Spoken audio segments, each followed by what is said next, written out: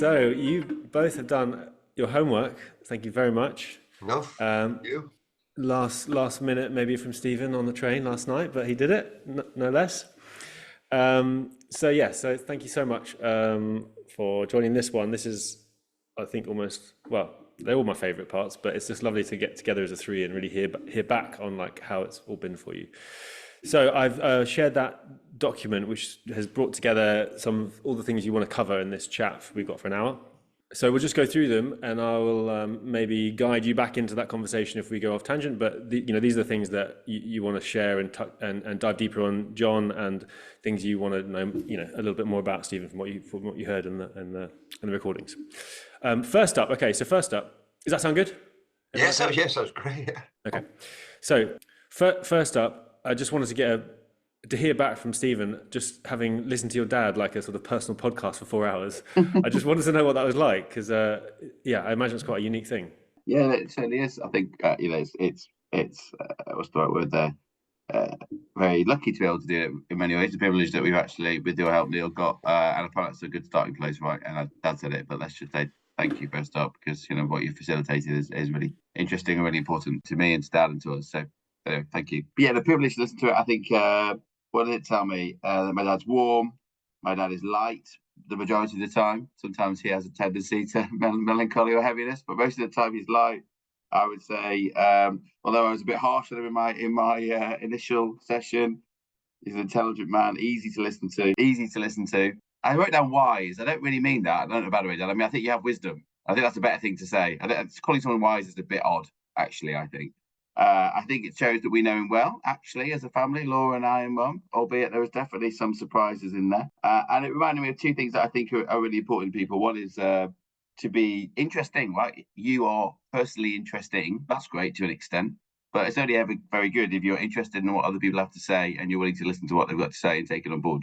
And I think both of those things come through when you listen to, Dad talk through his life today, because there's a lot to go. So you ready? You had your little sip of water, JT. You ready? Ready to roll? I've got an assistant just outside the door. Just ring the bell. Yeah, that's right. Anybody who's an assistant to me, I always call them Sybil, if you know what that's a reference to.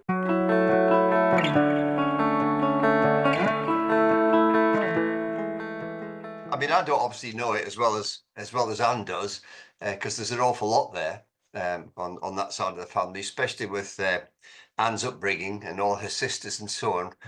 They were a big family. I mean, 9 of them. Sort of 3 in a bed and all that kind of thing.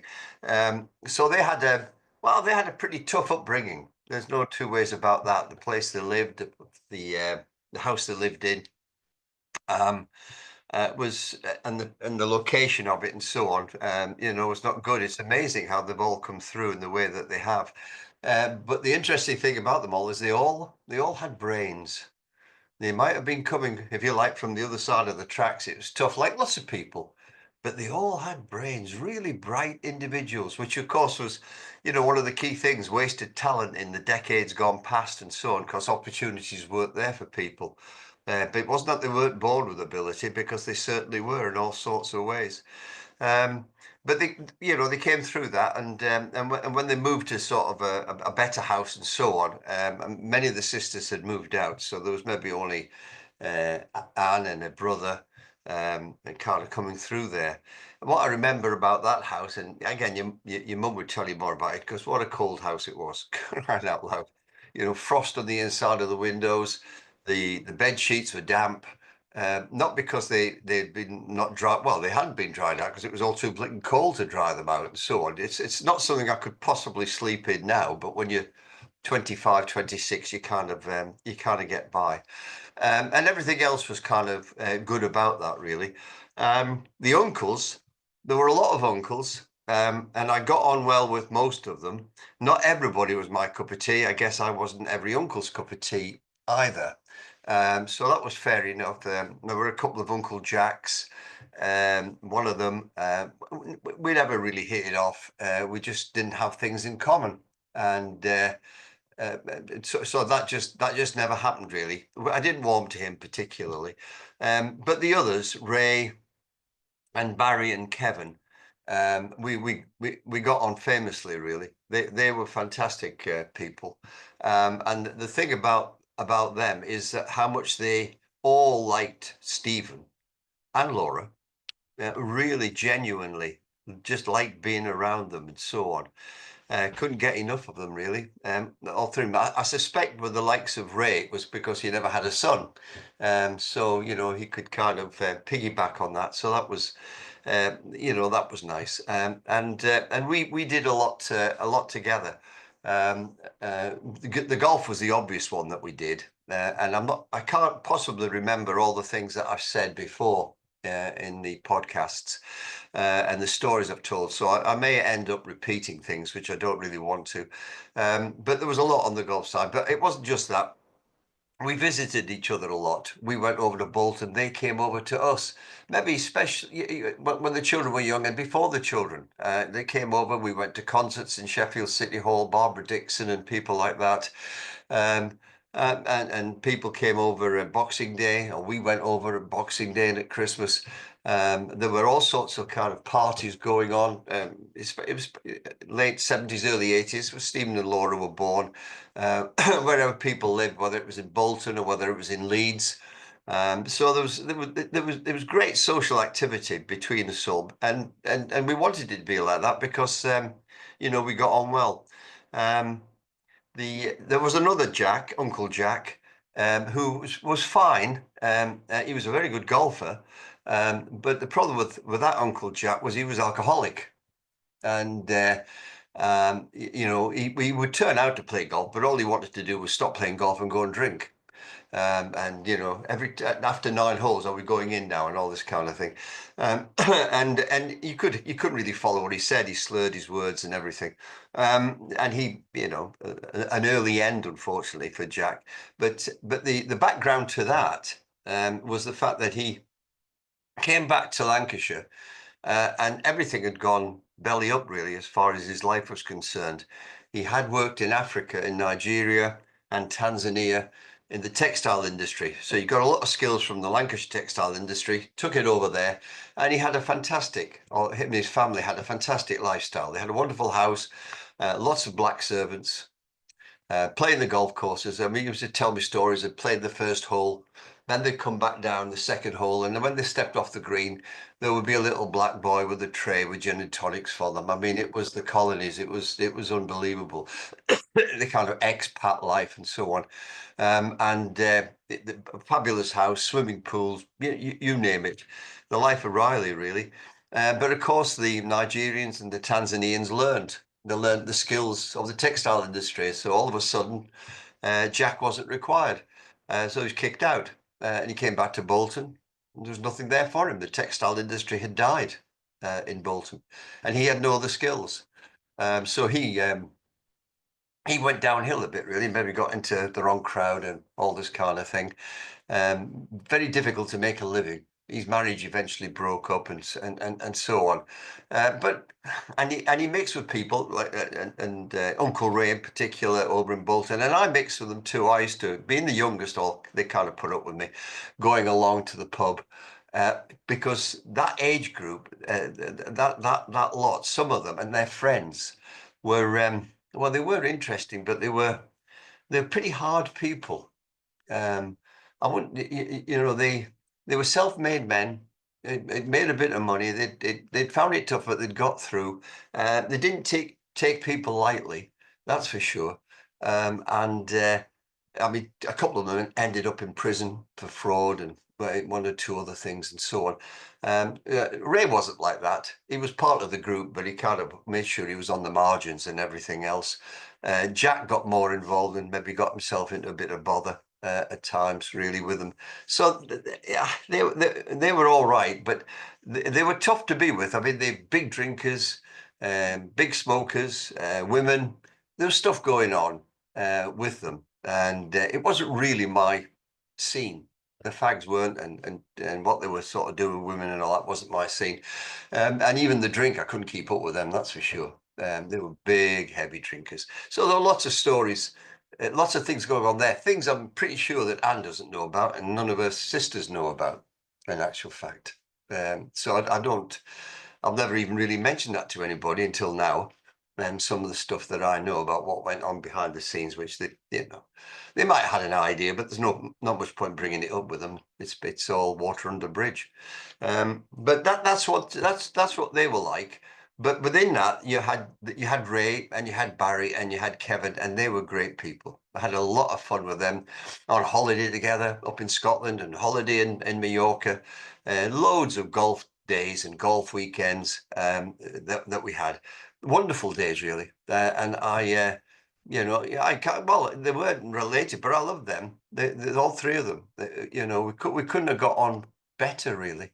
I don't think, as people who were just thrown together because they happened to be married to the sisters. It was remarkable. As I say, I keep saying I was the youngest, but Kevin died at 60, Barry in his mid-60s, Ray in his mid-60s. What Jack, who was the hardest one to know, he's in his 90s and still going. And what a boozer he was. And he was a rough lad when he was younger. He was a fighter. There was plenty going on as far as that was concerned. He knew how to use his fists. But he's still going. And there's another one too, Uncle John, but he kept a distance from us all. He wasn't sporty.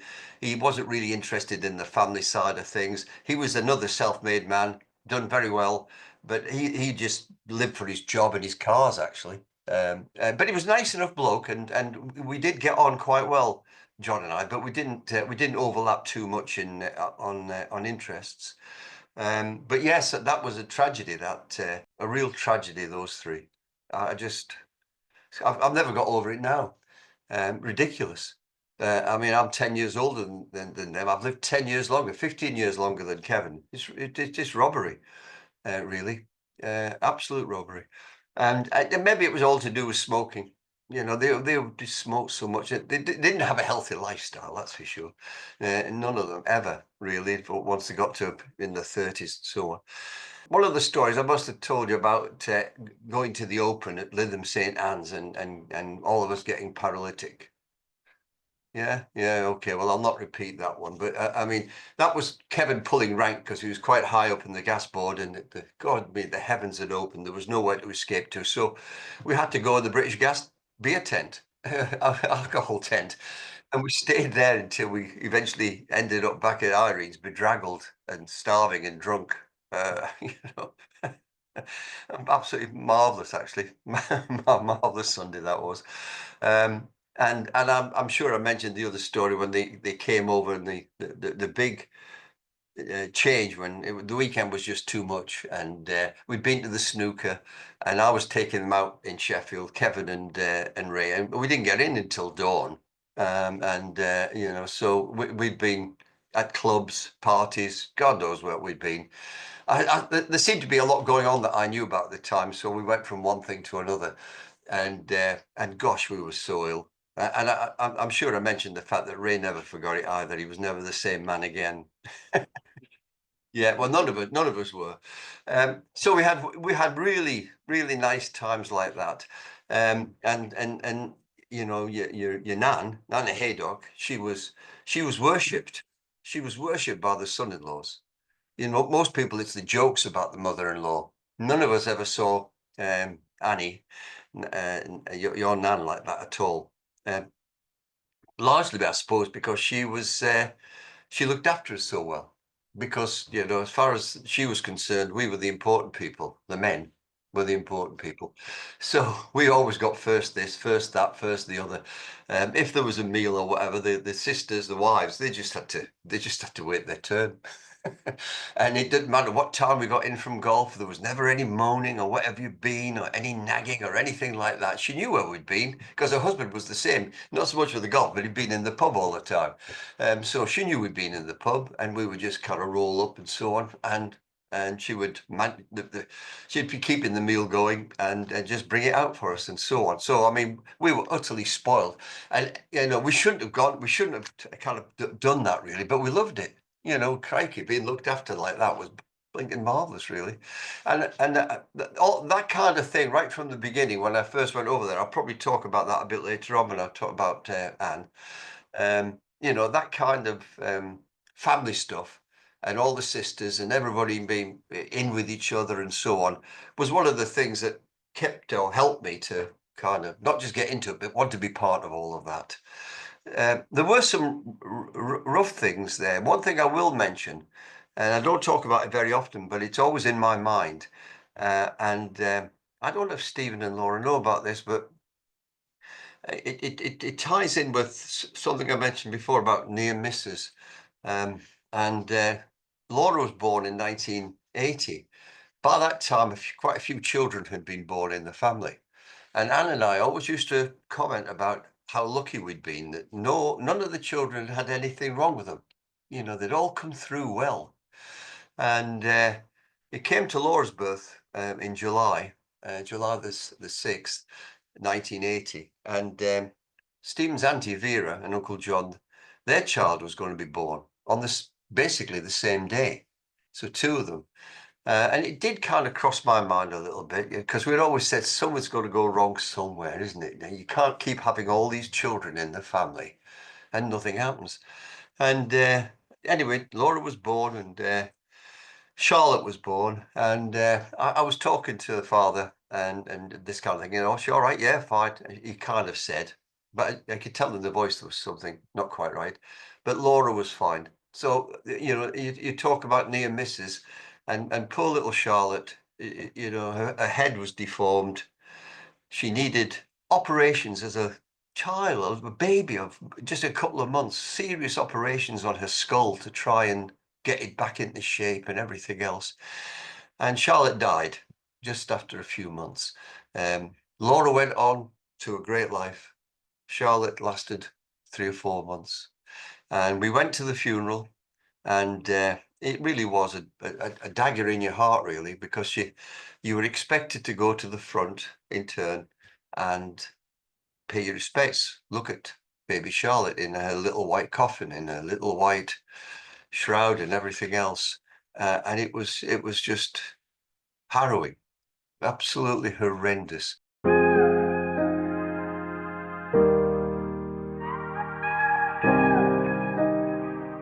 Oh yeah, Victor, Hotspur, Eagle. 3 comics: the Victor, the Hotspur, and the Eagle. The Hotspur was more of it did have cartoons in it, but it was there was prose, a lot of prose. It was the Wizard as well. And once you got into the stories, they were good. The Victor and the Eagle were cartoons; they were just drawings and all that. And Eagle was about Dan Dare and the Mekong. People my age, boys my age, will all recognise that straight away. There was a radio program, Journey into Space, in the 1950s in Scotland, because we didn't have a TV, but we used to gather around the radio, my dad, my mum, my brother, and listen to Dan Dare and Journey into Space. The music was so evocative; it was great. Dad's talked about Dan Dare before, and the Eagle before, and so on. Yeah, I'm not sure I've ever looked at one. One of the heroes in the Victor was Alf Tupper, the tough of the track. He was a top world-class middle distance runner, was Alf Tupper, from the north of England. Maybe was there still cartoons in the back of the Daily Mirror when I was growing up about that? I feel like I might have seen a I'm not sure if it was Alf Tupper. It might have been Andy Capp, also Maybe, yeah. northern, loafer, misogynist, shirker, boozer, Yeah. cigarette smoker, and he was the hero. Was Andy Capp. I was going to say he's a role model, wasn't he? Yeah. But Alf Tupper, the best thing about Alf Tupper was he was this middle distance champion, and his diet was fish and chips. Of course it was. The best thing he could do was have fish and chips before he ran a race, and then he'd win the race. Alf Tupper. Well, I think to be fair, you talked about Uncle Bob a little bit. So if we run out of time, that's fine. I think maybe Mum, and then a little bit on Granddad, because this is a me and my dad podcast. So I think you and your dad's a good part of that. I first met Anne. It was the old-fashioned way, through mutual friends. Your Uncle John and Auntie Margaret. But your mum at the time actually was in a relationship. She was going out with another bloke. And when I first met her, we went to the theatre together, the 5 of us. And I did note how pretty your mum was. That she did make an impact. But I wasn't going to pursue anything. She had a boyfriend, for crying out loud, and all that. And I was going to mess around there. And in any case, your Uncle John and this guy and myself, we used to socialize. We used to go to car maintenance classes once a week. Those were in the days when you could do this with your car. In fact, you had to do it with your car.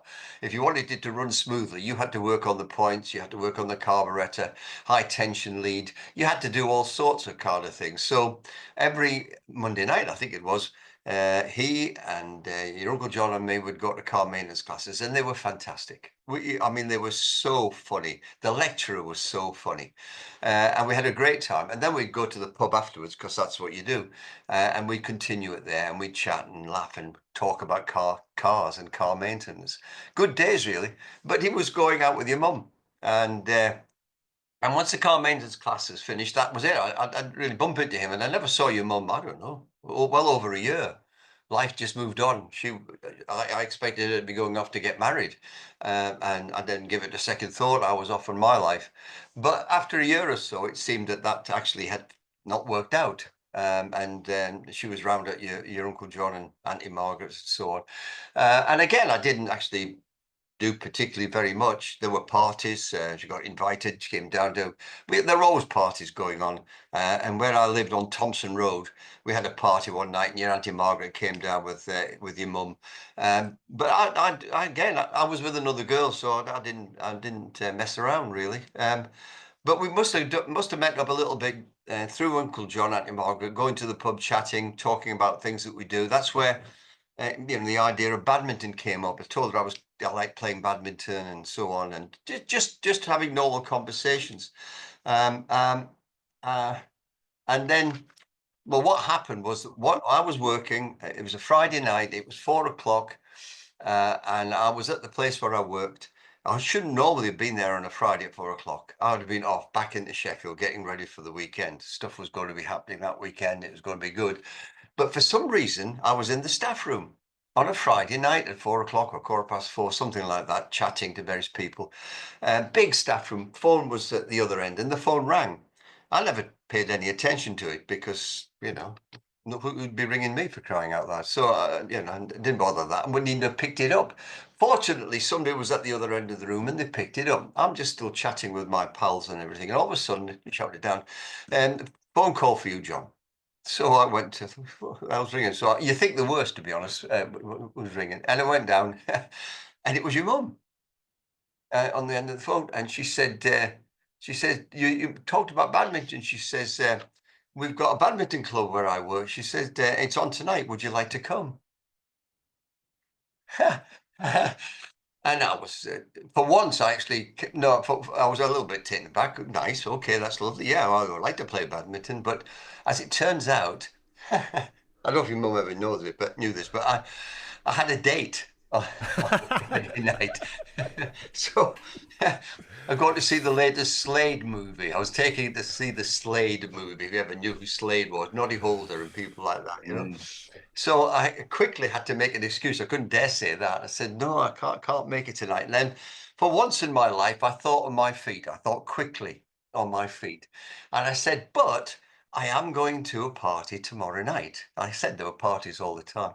I said, would you like to come? And she said, yes. So, and that was just up near the cricket ground, Stephen, just up by Hallam Cricket Club. Yeah. So we went along, and she started to meet my friends there, and things took off from there, really. And we tried to keep it a little bit hush hush. And then I was getting the bus back up because something must have happened to my car. And I was just jumping off. Those classes were really good. Oh, yeah, Renault 4.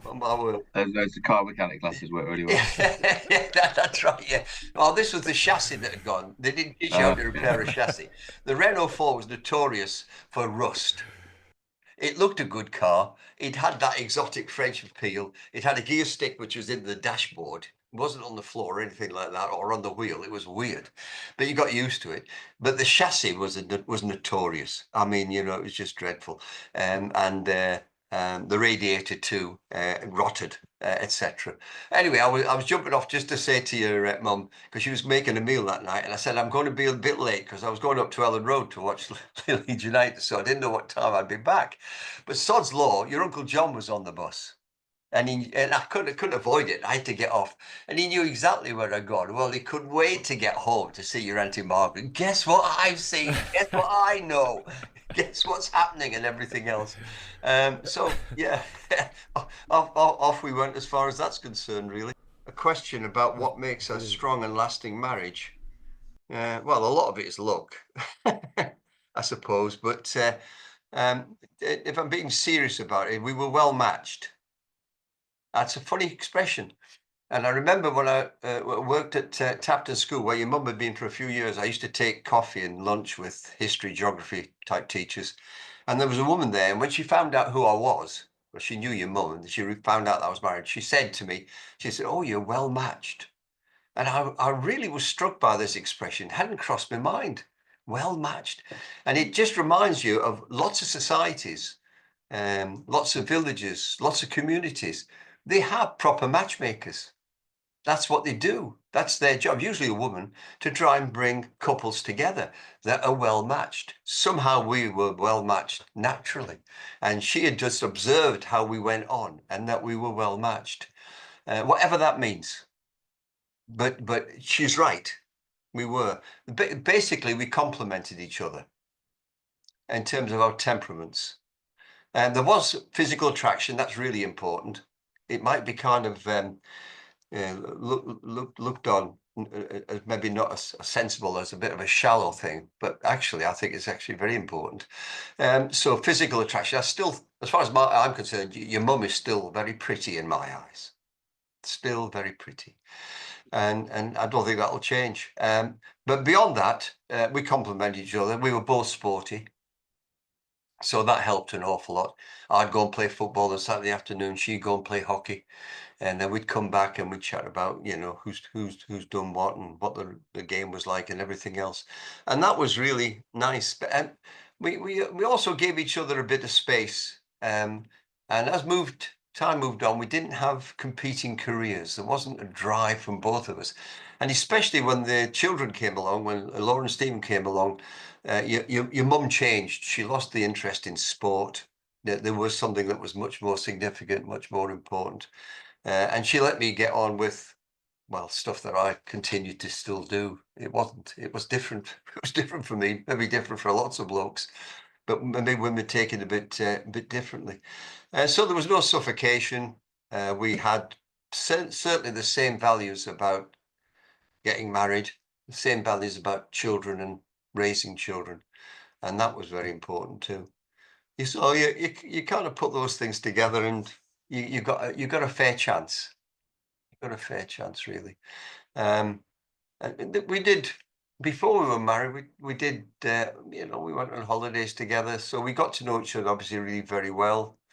And there's some detail. I mean, we did some exciting things. I organized a massive trip to what was the old communist USSR, East Germany, Sweden as well, and Finland, with students. But me and your mum and I was the leader. There was a couple of other people, friends of ours, and another member of staff. And we had a fantastic time. Your mum did a great fold about that. I don't know if you've ever seen that, Stephen. But it was an adventurous thing to do in those days. This was 1979, so it was still communist and everything else. But that's how I met your mum, and she quickly invited me over to Bolton for your nan's birthday.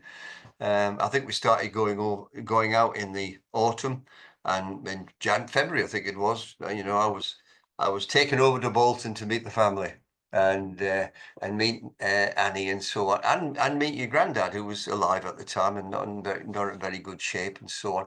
And I had to do the traditional thing in those days. I had to go in and ask for permission to marry his daughter, and he was still quite droll, so he was really pleased to get another daughter out of the way. So many of them and so on. And I used to take him to the pub when I went over. He liked that because he had a stroke. He still liked a drink. He shouldn't have done, but he did.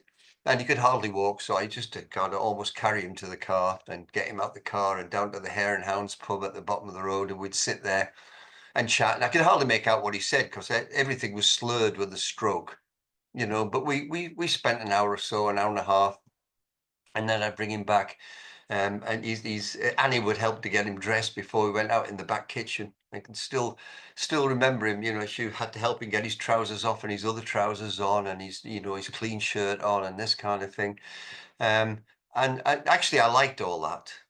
It's sad that it was happening, but all that was just good, solid family stuff. And the sisters were the same. They welcomed me with open arms. And then the brother-in-laws, the ones that I mentioned earlier. Yeah, and David, of course, who David didn't get involved in the golf. He was the youngest. And we used to share a room. So I got on well with him. We were the two youngest. And I used to maybe go and watch him play football, and he'd come in from his weekends, his weekends out and so on. So all of that kind of fitted in. It was good. I've got one quick question. Did you get that game of badminton in? Went regularly, every Friday night. Every Friday night, became. Well, I was quite a good badminton player actually, and there were one or two good badminton players there as well. And I did get invited to join. They had a team that played in the Yorkshire League, Badminton Yorkshire League, and they used to train at Earl Marshall School. That's Stephen had maybe some idea what that is. I meant specifically with Anne though. Did you play with Anne? Yes. Oh, yes. One of the. Yeah, we did. And before the children came along, we actually joined the leagues. Anne was a good player at the front, and we did. And but of course, when you join a league, they don't know what you like, so you have to start in the bottom league. So it was and we were way better than that. And it was just thrash, and we'd win easily and get off the court and so on, and moved on to the next league, and it was the same thing there. And then we moved on to the next league, and then we moved on to the next league. It was out at Stocksbridge, would you believe? We drove all the way out there to play badminton, and we did this for I would think a couple of years. Cool. In actual fact, and then Laura came along, and we used to have to take her with us, and we used to have to sit her down in the far corner of the gymnasium, the sports hall, and then play our game of badminton and try and get it finished before she had crawled onto the badminton court or shuffled on her bum to the badminton court. Then we'd go and place her back again and have a few more rallies, etc. And of course, if Anne missed something, I'd get really shirty. We were probably because you had to play to 15 then. We were maybe 13-3 up, and Anne would miss something, and I'd get shirty because I could see Laura getting closer and closer. We had to finish the bloody game. And then eventually we were getting to our level. And then Stephen came along, and that was the end of that. Ruined it. Yeah. Absolutely. We're back into the bottom division again. So we were never bothered. But no, we made a real good pair actually, as far as badminton is concerned. So yeah. I was expecting that. I was kind of expecting you to say no, we never played, but that's a complete no. Dynamic duo. No, but you see, even though the sport disappeared when the kids came along, the sporting genes are all there, as she's proved when she's come back to bowling. And, the kids are no longer around. The grandchildren obviously are, but we can get on with our bowling. And she's very good. Yeah. And very competitive. And, she sees conspiracy theories everywhere. In terms of, she does, in terms of, what people are doing. Tried to old man me, tried to con me out of this, and it was in, and all this kind of thing. And this happened or that happened. Oh, crying out loud. I get so worked up about it. I just take it in my stride. Of course. I do. I know. You do now, but you were a bit different when you first started. Yeah, and certainly when I played football, I mean, people used to go on about, but just too competitive. But I wasn't compared to some people. Crying. Yeah. I was competitive. I think I maybe only got booked. I never got sent off. I got really angry when any of my team got sent off. I really, I see them on TV and they put their arm around each other and thought, I just say, bloody hell, sod's law. What have I even done that for? Playing with bloody 10 men now. So I never tolerated that, but so that was the competitive bit, really. I will say one thing about the granddad thing, really, because you're talking about Grandad Turner here. Your dad. Yeah, as opposed to your mum's dad, who I just talked about, and beg your pardon, my dad. A few years ago, that must be 10 years ago now, I had a fantastic dream. best dream I've ever had in my life, and it was a dream about your granddad. But your granddad was in 3D. It was a really, really present dream. I could hold his arm. I could feel him. I could touch him. He had his brown corduroy jacket on there, his favourite jacket and trousers. And where we were walking was ridiculous, really. It was by some allotments overlooking a colliery in Ferry Hill, which my dad knew and had been around and worked in where my mum came from. And we were just walking along, talking about the allotments and everything else. And we were talking. We had a conversation in my dream. I could hear his voice and I could feel him. And he was 3D. And he was young. Not like 30, but he was in his prime, as I regard it, really, in his 40s, maybe, yeah, late 40s. And it was fantastic. I guess it didn't last very long, but it was really deep, profound. And when I woke up, I couldn't wait to try and get back to sleep, to try and get back to the dream. And it's never come back again. And it was almost for a few seconds like having been back again. Cheese mates here. Oh, hey, look at this. Service with a smile. It's because you heard me say nice things about you. Did you? I did. Yes, it was. It really was like having him back for a minute. Felt like a minute, and it was precious, that. But your granddad, there was some questions you asked about what he was like. Nurturing, supportive, protective, all those kind of things. Well, in actual fact, he was supportive and protective, and that's it. He wasn't tactile, he wasn't emotional, he wasn't turbulent, wasn't mentoring, a little bit encouraging, trusting, no, not really relevant. Nurturing, no. He was the provider. And that was his role. That's how they saw it. That's how Dad saw it.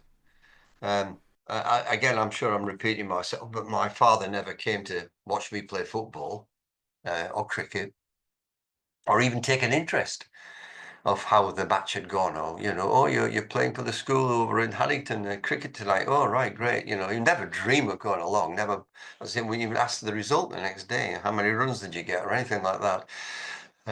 No, that just wasn't part and parcel of it. It wasn't because he was a nasty, mean person or anything. It's not what they did. But nonetheless, lots of love there. You knew the love was there, and he was doing the right thing. The nurturing and all that kind of, the encouragement, that all came from your nan. Yeah. Did it ever occur to you at that time, probably not as the answer, to ask him and say, do you want to come? Did it? Were you aware that he wasn't there at all? I mean, I know No. other dads weren't there. No, because nobody else. One lad's dad was there. Yeah, I remember you saying that. Yeah, Yeah, nobody else was there, so it didn't make any difference. Well, no, that's not strictly true, actually. Another lad, his dad, he ran the team. Okay, so he was there, and he was actually the fella. He was a scout for Hibs, and he was the fella that asked me when I was 12, I think, if I wanted to go up to Edinburgh. I think you'd said something about Rangers, so it wasn't Rangers, it was Hibernian, and he asked me to go up to Edinburgh to well, not train, but do some work with their kind of little junior outfit. But of course, that was August 1962, and we moved. We'd moved by the end of that month. So sliding doors, there's a sliding doors moment, I suppose, although I'm not silly about it. 1 in 10 make it as a footballer, maybe 1 in 50. I was never that good anyway, and I knew that, but it was nice to be asked. So that was your granddad. I mean, he was a big man, strong man, but he was a gentle giant. People, people warmed to him. A lot of people respected him, especially as a gardener. He was highly respected. They couldn't believe it when he left Scotland, and he left. The money was in England, like the money is in London. The money wasn't in Scotland. It certainly wasn't in horticulture. It was a shame, really. It's another sliding doors thing. Because the bank begged him to stay and open up some gardens, they offered him money, take out a loan to do this. He wasn't going to the bank on bended knee. They wanted to, because they knew how good he was. But this was early 60s. This is before garden centres started to take off. If it had been 10 years later, it would have been a different situation altogether. And and things would have moved on brilliantly because given my interest on what I was like, I could have done the finance, the Yeah. accountants. My brother would have been the handyman. He's an engineer. You know, we had all the skills. My dad was the gardener. We had all the skills, but we were 10 years too early. I don't regret it or anything. It's just every person can think like that about opportunities that slip through their fingers. It was just the wrong place at the wrong time. But it meant we moved to England. And again, I think I mentioned, although he made a lot of money, he worked in an industry that might have been carcinogenic. In the end, that didn't go down too well with some people in the family. I hadn't really put it together, but you're a very keen and knowledgeable gardener as well, right? And actually, it just runs in the genes, isn't it, from Grandad? And you saw it growing up, and Yeah, oh, nothing like him. I mean, I've still got books. I mean, it's fantastic. I mean, you do a degree in horticulture, you do a degree in agriculture. It's not a 10-minute job to swat up about gardens and so on. And he was, and they did exams, and he was always top of the class. He was a bright fella. He was another one, had to leave school at 14, wasted opportunities and so on. But the brains were passed on, you know, to the brainiest person in our family, Stephen. Not the thickest. Not the thickest. I'm the cleverest. Not your mum, not Laura, not you, you. So I keep indoctrinating the grandchildren with this, so they'll know who the cleverest is. I was going to say, I just don't think I am. Anyway, but Well, you should have heard Greta the other day.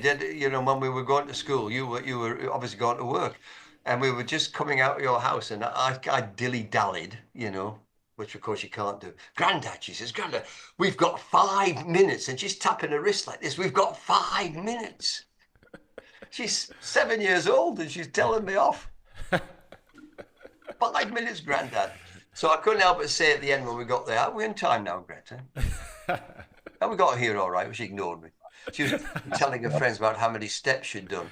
The last thing about your granddad, he was a big man, but like I think I described him as a kind of Frank Bruno physique. And he was 6'2" and so on, and he was built like that. But you know, it's the dreadful thing about cancer, how it then ravages you and what it reduces you to and everything else. But you see, I mean, this will make you laugh, Stephen, but you got the frame to be like that. You have the frame. If you wanted to work out and you wanted to sort of take the juices and the foods and everything else, you're 6'3" or whatever, you could be Frank Bruno. Yeah, I think you've been extra inches a bit there, Dad, but I'll round Get it him up. in the It's ring. fine. you might not like to want to devote yourself to what's required on this score, but you know, you have the frame just like your granddad had to look like him. Yeah. It's not too. It's. Oh, Mum will let. Don't encourage him. Mum doesn't let Your me husband in the wants your son to start boxing, age 40. No, I don't know. Yeah, it's not too late. Yes, it is. It's not too late to get that physique. I'm saying that's. I know it's very popular these days. Everybody works out and builds themselves up and so on. All I'm just saying is that you know, you had the frame for it. Yeah, your granddad got it through manual work. You didn't have to go. People didn't go to the gym or anything like that, or take any supplements or nothing like that. He just did it through, like a lot of them did. My uncles, who are miners, they were all big, powerful men, upper bodies in particular, big and strong, all from just the job. It is interesting, mind you. I make one observation about that because I've got a recording of your nan. So she's talking about her side of the family, which I've never listened to since I first recorded it. I can't somehow bring myself around to do it. I don't know why. I'm going to make a big effort now because it's like one of those things I said earlier on. Don't put it off time and everything else. So I should get on that. And I've also got an old video, so I'd have to get it changed around, of your granddad, but he was ill. Then he was dying and everything else. But you're on it, and the Beverly and Melanie and people like that are on it, and so on. It's amazing what you look like, in actual fact. And I've not got round to having that kind of modernized, never mind watch. Took me a long time to want to ever do that, you know, because when you sort of see how the illness ravaged him, and he died so just too young, way too young. It was very difficult to cope with, was that. But maybe I'm kind of ready to do that, and maybe this will prompt me to get those two things done. And if they're any good, you know, I can pass them on to you. You can see them and listen to them as well. And what and I mean, I guess you weren't surprised about my choice of Marilyn, Stephen. No, I think I was thinking current crushes. I'm fully aware of your. There's an exhibition in London. We've just missed it on Marilyn. I'll have to see if it's going around the country. I'll get you a ticket. It might be there a while. Yeah. We're closing. Well, We're closing. yeah, Excuse me. yeah. Well, no. The only other two people, because you said two others, would be I've liked you never know what these people are really like, but from what I've read many times and seen about him, I quite like Michael Caine, the actor. So I would invite him. We seem to have a lot in common. And I think probably somewhere along the line I'd invite Shane Warne. Oh, good one. You know, just to listen to him talking about cricket and going on and so on, and some of the little anecdotes. Well, lots of anecdotes. I mean, I read one the other day.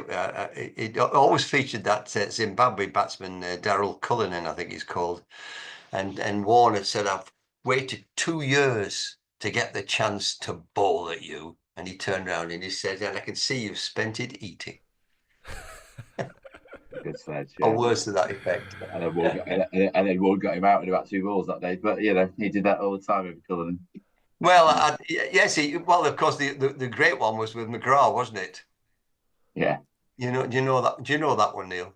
No, McGrath and who? And this batsman Cullinan, this Cullinan, Zimbabwe yeah. batsman, and McGrath was bowling at him, and the guy was playing and missing, and McGrath was getting more and more frustrated. But you've got to remember that Daryl Cullinan is a rounded fella, you know, he's heavy and all this kind of thing, big fella. And he just kept playing and missing. And McGrath was so frustrated, and all of a sudden he stopped at the end of some ball, and he said, "Why are you so fat?" He said, "You know what I'm going to say? Yeah. Every time I shag your wife, she gives me a biscuit." Yeah. I thought that was David Boone against someone, but yeah. It maybe was. I always thought it yeah. was him. I always thought it was Zimbabwe. That was good. But you know, so Shane Warne would be full of those. They're full of those. Yeah. And you could ask him what happened at the end. I mean, I mean, overdoing it, I guess. Yes, is the answer, absolutely. Just overdoing the abuse and so on. Yeah, but yeah. But and we were fortunate to see him live in a Test match, weren't we? Yeah, 2005. Yeah, interesting. And although England won it, he still got his share of wickets, and he did his circus, you know, performance and pirouetted and so on to all corners of the ground, and we all just stood up and applauded him. You know, he's one of the few foreign. Like I've got a picture up here of Seve Ballesteros. You know, he's my favourite golfer, I like Tom Watson as well, but the non-British. You know, and Shane Warne would be up there in terms of it transcends national boundaries.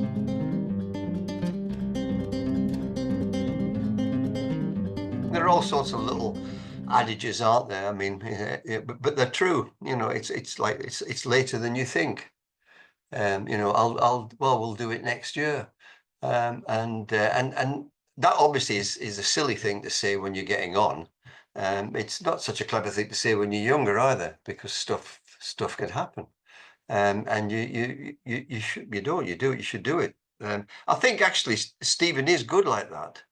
I think he realizes that and so on, and he makes things happen. He probably does certainly with his own family, but he has done with me. I mean, we went golfing in Portugal for a long weekend. We went golfing this year in Scotland for a long weekend.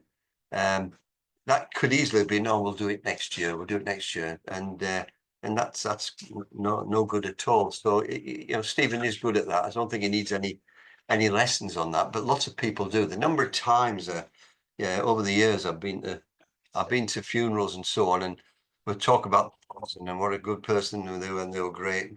I wish I'd seen him. I wish I hadn't seen it. I never saw him for 9 months. What was I doing? And so on. You hear that all the time, and you know, it's a pity when it gets to that, really. And it's also about spending time, isn't it? It's with people as much as you can, without invading their lives too much. Nothing more than that, really.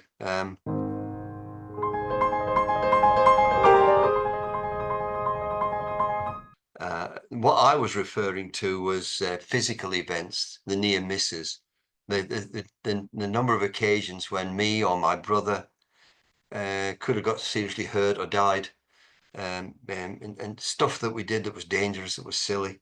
You didn't realize it was, and how lucky we were with all of that, really. If you had to choose one of those sliding doors, not because it would be better or because it wouldn't mean Mum or me or Laura, just, you could live an alternative universe or see what an alternative life looked like. What's, what leaps to mind? What sliding door would it have been? I mean, for easy one for me, if it helps, like, obviously I moved to London after university in quite a haste. I could have easily stayed in Sheffield. My life would have been somewhat the same, but somewhat very different. So yeah, what sort of? Well, the 2 or 3 things very quickly. One, more trivial. In my early 20s, where I worked, I did a little bit of amateur dramatics. I'm not going to go into that particularly, except again, I could have pursued that. We did some shows. They went well. It's remarkable what your brain is like at that age, how easily it is to learn lines. And you know every line, I knew every line of every part, and so on. And I took part in various things and got some nice compliments from people, and those who were in local dramatics, would say, "Oh, you come along and join us," and so on. But that never happened. I think I met your mum, so my life went in a different way. I think if my time again, I would have gone into that a lot more, the amateur dramatics. It'd be nice if somebody in the family does do that. It must be in the genes somewhere. But it's the extrovert part of me, I suppose. But I did enjoy just about maybe 2 years of doing stuff on stage, as it were, and not just acting, but also stage managing and it's kind of assistant director and all that. So I like that. But that's obviously a kind of trivial one, really. And in terms of work, there were two sliding doors. One was the one I mentioned, the big one, which was not leaving Sheffield. Yeah. That was massive, really. But I no real hesitation about that. And life would have been different in lots of ways if I had, and in my career. I can imagine where I might have ended up and so on, but no. So that was a big moment, and within Sheffield, and what prompted even thinking about leaving Sheffield was the education system in Sheffield went to a kind of tertiary college model, and I was head of sixth form at a big school, so there was a natural progression for me into this tertiary college, into a senior position. But this is in the southwest of Sheffield. So that was all lined up. And then the local Conservative MP, how times change, we don't have a Conservative MP now, haven't had for years. But at that time, this would be the late 80s, the MP was a Conservative. And there was a lot of pressure from the Conservative government for this tertiary thing not to happen, but it was going to happen. But he managed to get the southwest of Sheffield excluded from the tertiary college system. That meant my job that I was lined up for then disappeared. I'd have to stay in the school sector, which was not such a bad thing or whatever, but I didn't want to stay in that particular place. I couldn't see any future staying for another 20 or 30 years in that place. The thought appalled me. So I had to leave the job. Now, if that Conservative MP hadn't stuck his oar in and the whole city had gone, then I would have been in that very senior role in the tertiary system. We probably would have ended up moving away, because that would have been the next step after it, to be principal of a major college and so on. But that was taken away through no fault of my own by politics. But that's politics. It happens, and there's collateral damage. This time it happened to be me. Did you know all that? I didn't know all of that. I knew some of that, but not the last bit around the sort of politics and tertiary college. So obviously you and I talked about you recording thoughts or writing down thoughts or summaries of your life, call it what you want. And we've ended up, with Neil's help, doing this podcast. What would you, if we hadn't done this podcast, what do you think you would have done? Would you have written something down? Would you have recorded something? Would you have not got around to it? What do you think? What do you think you would have done? It would have been, I would have written it down. Then I think, or not got around to it, one or the other. I don't. I wouldn't be a podcast, but yeah, I'd have written it down. I would have followed I followed what my friend Peter did or tried to do before he died.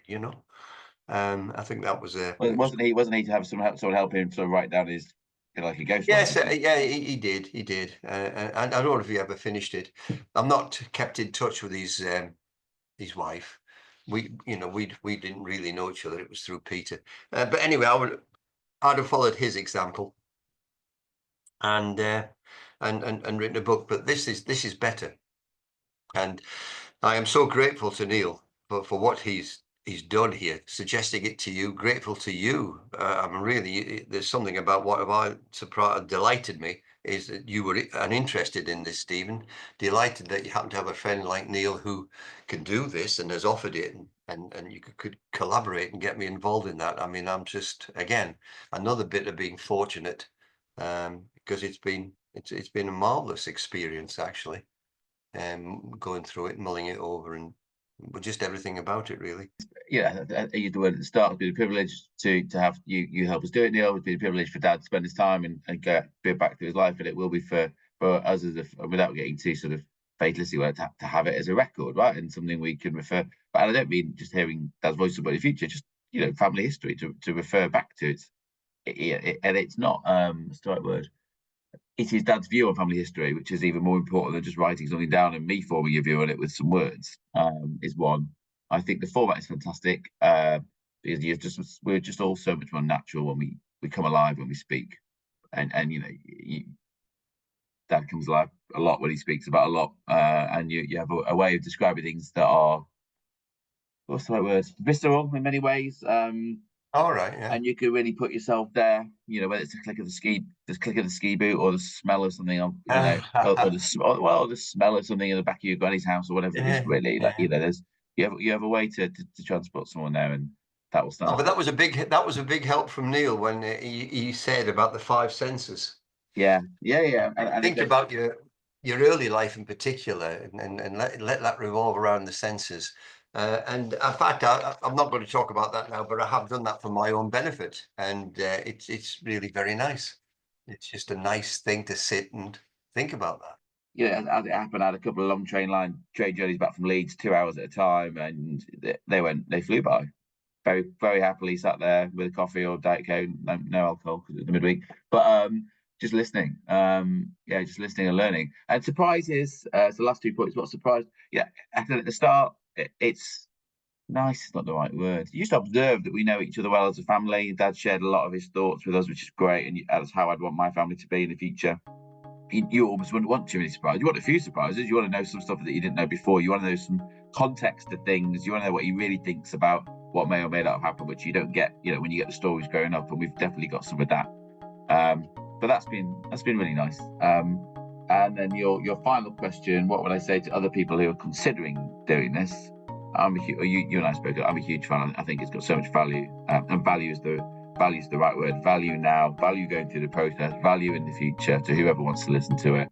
And I think having you to prompt, guide, direct, record, edit, oversee, challenge, laugh, smile, get to know, and we're really good friends, so added benefit, you get to know more about me and my past has just been priceless.